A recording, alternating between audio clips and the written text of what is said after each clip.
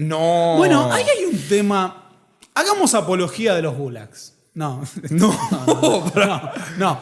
pará. Para igualmente Pará. creo que después Pero sí quiero los señalar gulags hay algo. que desarrollar con el tema de los gulags. Hay que realmente desarrollarlo.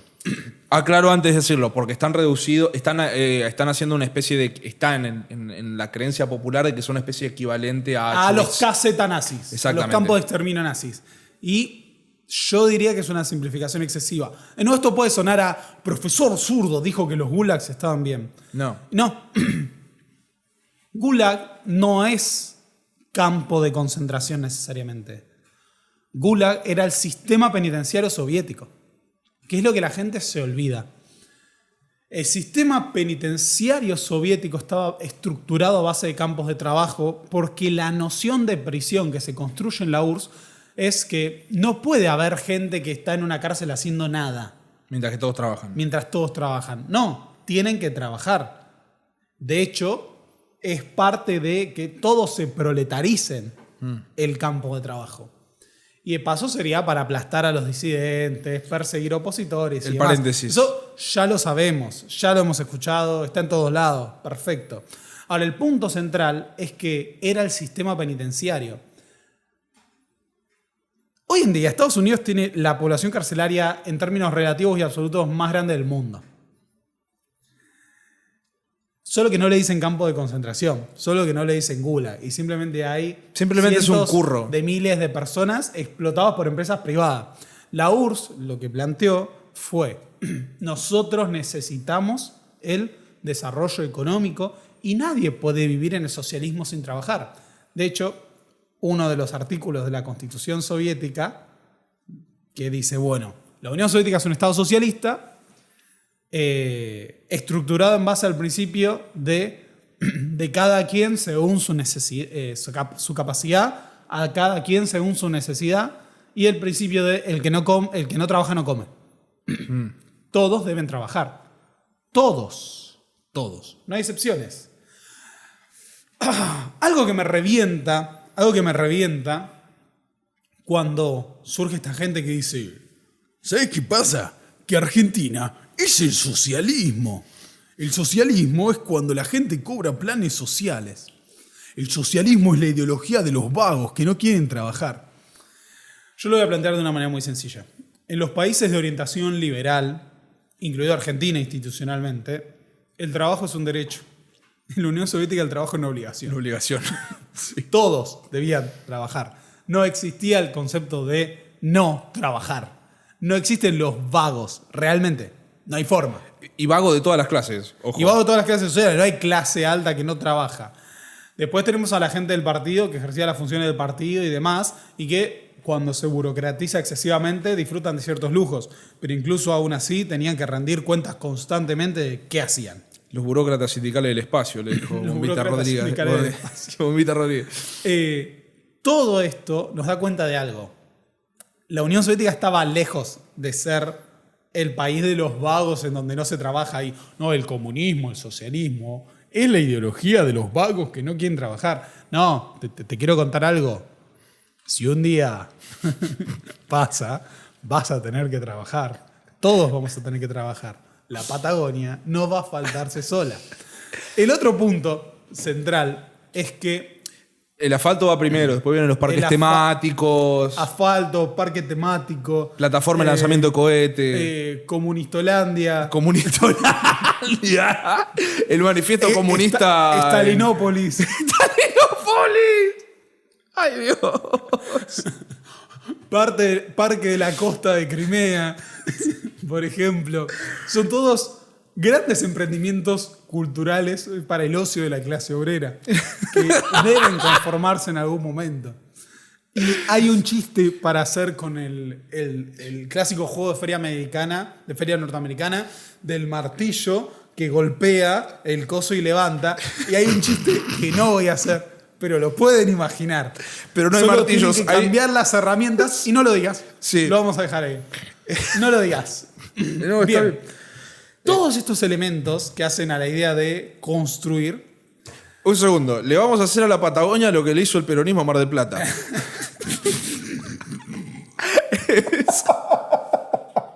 Eso vamos a hacer. Eso. Es que sí. Espero, y no vamos a tolerar que haya ninguna declaración fea y clasista sobre los nuevos visitantes de Bariloche.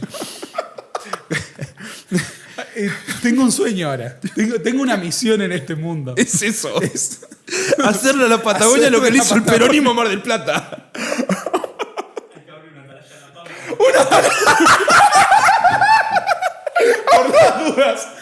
Nico, acá el compañero Nico acaba de decir que hay que abrir una atalaya en La Pampa para eso. Sí. Para que todo obrero que vaya a disfrutar de las playas de la Patagonia pueda comprar medialunas y churros en el camino. Bien, ahora volvamos a los gulags. Que son temas tranquilos de conversación. Sí. Todo este programa es escrachable y cancelable. Sí, Quiero sí. remarcar esto, ya lo asumimos, ya lo aceptamos. Es importante que hagan aportes a todas nuestras plataformas para que al menos yo, que tengo un título docente, pueda asegurarme que cuando me cancelen y me lo quiten y no me permitan ejercer básicamente por apología de la Unión Soviética, pueda vivir de algo. Así que, por favor. Bien, dicho eso, el sistema Gulag, que es un tema por sí mismo, fue concebido de la misma forma que las colonias penitenciarias. Ok. Muchas veces se habla de Australia. Bueno, Australia fue fundada por presos, justamente porque el sistema penitenciario del Reino Unido favorecía la roturación de tierras y la expansión y ocupación del territorio, trasladando convictos. El sistema Gulag fue básicamente eso en Siberia. Y sé que les digo Siberia y pensamos en las terribles temperaturas, pero también hay una porción de tierra negra de Siberia que era muy rica en comparación a gran parte del territorio de Rusia. Crecían mamuts antes ahí. Crecían mamuts. Podríamos haber hecho soja transgénica en Siberia. No, pero hay un punto importante que es el siguiente.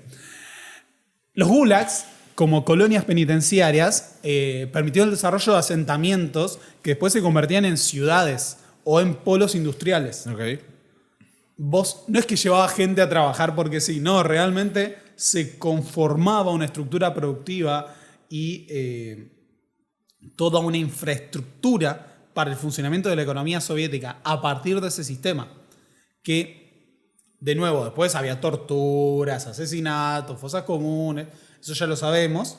Eso también se hacía en otros lugares. Es importante señalar que vos estás hablando de esto en la Unión Soviética y en Napalpí, el gobierno liberal de Marcelo Torcuato Alvear se masacró a 1000 originarios, ¿no? Sí, al mismo detalle. tiempo, gratuitamente. Sí. Y después también cuando todavía no existía la Unión Soviética, también hacían fusilamiento de 500 obreros en estaciones de tren en la Patagonia. También, Aparte. por ejemplo, solo para ponerlo en comparación, o, no sé, Suharto en Indonesia asesina a 2 millones de comunistas. Un O detalle. si quieren 500.000, con un Sí. número más bajo. Sí. Cosas. Si le diéramos rienda suelta y la capacidad al no hijo estamos haciendo Bolsonaro. apología de los asesinatos. De nuevo, hubo montones de violaciones de derechos humanos que fueron terribles, pero no eran una extrañez para el mundo en el que se vivía. Eran crímenes terribles, pero si vas a utilizar esa vara para condenar a todo un sistema social y un Estado y su historia, también tenés que utilizar esa vara para medir a las progresistas democracias burguesas del mismo periodo, o las monarquías parlamentarias que provocaban hambrunas espantosas en la India, te estamos mirando Reino Unido, o los campos de concentración de Estados Unidos, o la segregación racial en Estados Unidos. Bueno, por fuera de todo eso, el punto con el sistema Gulag es que no dio lugar a simple y llanamente el exterminio de población como pasaba con los KZ nazis. Es una simplificación absurda hacer ese planteo. Sí hubo montones de presos políticos torturados, detenidos y demás, pero la mayor parte de los gulags funcionaron como de verdaderas correccionales, sistemas de trabajo, y dieron lugar al desarrollo de, por ejemplo, pueblos mineros, complejos fabriles, pueblos de agricultores, que después perduraron. Por eso, un tema que se suele plantear el día de hoy es: vos no encontrás, como en Auschwitz, las barracas del Gulag, porque los Gulags digamos, dieron paso a la emergencia de espacios urbanizados o fábricas. No se quedaron en eso. De nuevo, esto no estamos negando que hubo torturados, muertos, asesinados, desaparecidos, víctimas absolutamente inocentes de cualquier crimen y que en medio de un estado policíaco y persecutorio terminaron el sistema Gulag. Pero a diferencia de lo que pasaba en Argentina, en donde en la misma época vos ibas a ser un preso político y te mandaban a Tierra del Fuego a morirte de frío, de la misma forma que en la Unión Soviética lo hacían en Siberia, vos acá ibas a ser la base de la colonización del territorio y del desarrollo de una estructura productiva. Incluso posteriormente, tengo entendido, en su momento estuve leyendo un poco de estadísticas, el tema de... Que, a ver, creo que esto es un punto hasta los mismos conservadores hoy en día harían énfasis, ¿no? Que a veces de este lado tendemos a, por ejemplo, condenar el tema del punitivismo a veces en las cárceles, o es algo que se pone en discusión en muchos lugares, ¿no?, del mundo. En contra de a veces los sectores más conservadores que buscan profundizar ese punitivismo en los sistemas penales y que a veces se confunde de que en los gulags, volvemos a hacer todos los disclaimers necesarios, en los gulags no tenías, había un porcentaje de presos políticos, que es lo que en realidad se los acusa, ¿no? De decir, los gulags estaban llenos de presos políticos, que creo que durante la época de Stalin llegaron a tener como su pico máximo de número de presos políticos, pero que el número de presos políticos, ya la etapa ya con Khrushchev, se redujo, creo que me parece algo así como yo te diga, el 2%, una cosa así. Hubo una reducción. Fue una reducción enorme. monstruosa. Pero en el sentido de que en la época de Stalin es como que yo te diga, no quiero dar estadística, esto está mal, pero imagínate que te diga casi 1 de cada 5 personas que estaba en un gulag era un preso político, que es muchísimo, pero es algo que, recordemos, la mitad de lo que duró la Unión Soviética, el paradigma está totalmente alejado de lo que fue el estalinismo, por ejemplo, y que a veces no se suele hablar de ese tipo de cuestiones, ¿no? Creo que va por ahí, vos me chequeás los datos. No, sí, además no podés proyectar la experiencia del estalinismo. Hablamos de un país que enfrenta a un cordón sanitario, la amenaza de una guerra exterior constantemente, un proceso de militarización. Además, bueno, Sheila Fitzpatrick, en todo su análisis de lo que es la era soviética, perdón, de la era de Stalin en la Unión Soviética, habla de este discurso beligerante del desarrollo. La campaña por la industrialización tenía un tono belicista, la guerra contra el atraso. Sí. Fue una medida excepcional, fue un tiempo excepcional el estalinismo. De hecho, podemos equipararlo a una revolución dentro de la revolución. Sí. Pero la Unión Soviética duró, desde la Revolución Rusa hasta su disolución, 74 años. De los cuales, bajo la égida de Stalin, hubo unos 30, casi. Y si queremos, la época particular del terror son los 10 años del 29 al 39. Consolidación de Stalin plenamente en el poder, el último arrebato de la Gran Purga antes de la Segunda Guerra Mundial. Perfecto. Eso no fue la norma. Incluso en todo el stalinismo, el periodo de 1950, ya no es el de la Gran Purga. Ya estaban no quiere decir que no purgados. había un estado policíaco. Ya estaban purgados. Pero ya no era lo mismo. Y la era Khrushchev, la era Brezhnev, la era Gorbachev, no tiene ningún punto de comparación. Sí. Entonces, asimilar toda la experiencia histórica de la Unión Soviética al estalinismo es un error. Para todos, por izquierda y por derecha lo digo. Sí, por centro también. incluso a veces cuando hacemos este tipo de comparativas, tomamos como referencia a veces paradigmas que nos resultan familiares por simplemente ser parte de Occidente, como si nosotros fuéramos parte de Occidente, esto ya lo hemos discutido acá. A veces como que proyectamos como si nosotros seríamos la democracia estadounidense, dejando de lado como si la democracia estadounidense hubiera sido un gran ejemplo de su época, como si no hubiera un estado policíaco también, como si no hubiera segregación, como si no hubiera persecución como política. Como si no asesinaran opositores. Como si no asesinaran opositores como y demás. Como si no tuvieran una prisión con torturas y violaciones de derechos humanos en Guantánamo. Hasta el día de hoy. Pero no solo eso, sino que cuando nosotros nos volvemos, ¿no? A lo que pasaba en Latinoamérica durante de los 60 a los 80, 90 en muchos países, no sé si éramos precisamente un ejemplo de libertades y estados tranquilos que no perseguían ¿Y opositores. Argentina qué tal? 6 golpes de estado de dictadura. Nada, un detalle, nada más. ¿Y qué tal Brasil? 21 años de dictadura del 64 al 85. Chile. Y Bolivia, no, hasta la década del 50 los mestizos y los originarios no votaban. Detalle. Y Brasil no, hasta Getúlio Vargas los analfabetos no votaban. Qué lindo. Y Guatemala, murieron 200.000 personas en el conflicto interno. No, eso es terrible. Sí. Lo de Guatemala, el carácter genocida de las dictaduras militares. Y en Colombia, no, Colombia tiene 90.000 desaparecidos. Detalle. No, tienen más, de hecho. Son muchos Ahora se me fue el años. número. Son No, creo que muchos años. tienen 90.000, no, perdón.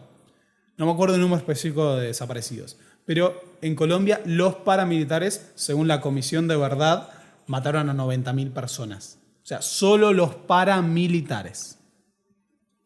Un detallecito menor, escabroso. 134.000. Desaparecidos. El RLD, justamente. Uf. Ok. Sin clasificar. Asperísimo, asperísimo. En donde en México teníamos doctrina de la seguridad nacional, desaparecidos, como vimos también. Chile, Pinochet, Videla. ¿Cuál es la vara para medir lo que pasaba en la Unión Soviética? Que de nuevo, no es que estamos diciendo que no ocurrían cosas terribles. Dejemos de medirla con un Queremos pedestal de la remarcarlo, moralidad, boludo. Eso sino es. que, o esto, el comunismo es la ideología que ha destruido a 100 millones de personas en el siglo XX. Primero que es reducirlo a una ideología, como si no hubiera situaciones históricas particulares en cada espacio.